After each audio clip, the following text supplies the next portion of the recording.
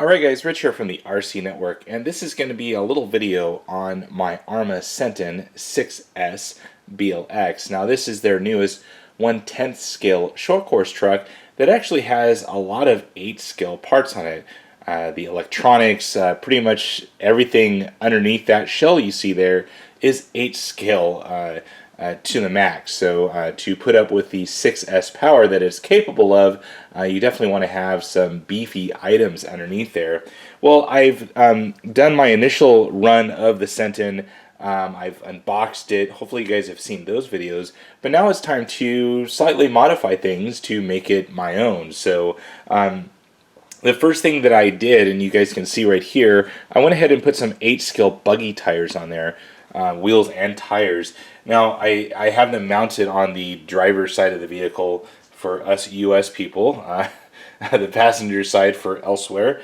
But I wanted to show you guys the difference between the two wheels and tires. Now of course it does run these short course style wheels and tires. You know, pretty decent for, you know, kind of everything. It's not going to be great in dirt, it's not going to be great in pavement, but it'll be good in both, so if that makes sense.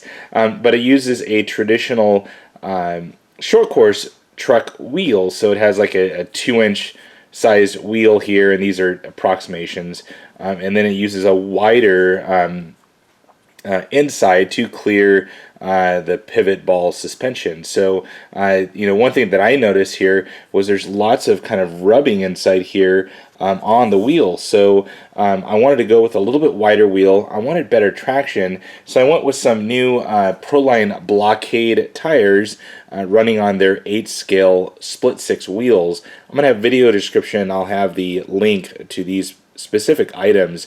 Now I have ran these on the Arrma Typhon and found them to be very good, at least where I run at. So here's a really quick size comparison, if that makes sense. We'll look at here, and you'll see that the 8 scale Buggy wheels and tires are just a little bit taller than those stock Senton tires. So anyways, I have those mounted on there. They look pretty decent. They look like short course style wheels and tires, just a little bit more lower profile. So hopefully that'll give a little bit advantage on the Senton here, give a little bit more wheel clearance on the inside there, and a little bit better traction. Now the next thing I wanted to address was, if you saw my unboxing video, was all of the cage extra pieces that were inside of this very heavy rig. Now I weighed this thing before I ran it, and it was weighing in right over 8 pounds. 8.03 pounds was the exact weight of it, and that's without a battery. So everyone's batteries vary. Now I have modified this thing. If you guys have seen the unboxing video, there was lots of bits and pieces everywhere, and I've taken off quite a bit of weight. So some things that I did take off, there was this piece mounted right here with a bunch of huge kind of pins. These really heavy steel pins were mounted all the way through, and it was holding on this huge kind of cage right here. All of that was deleted. I deleted, let's see here, up on the very front there was a little extra little bar up here just to help protect the hood of the body from caving in. On the Nerf bars, we had these little extra little pieces here to help protect the body.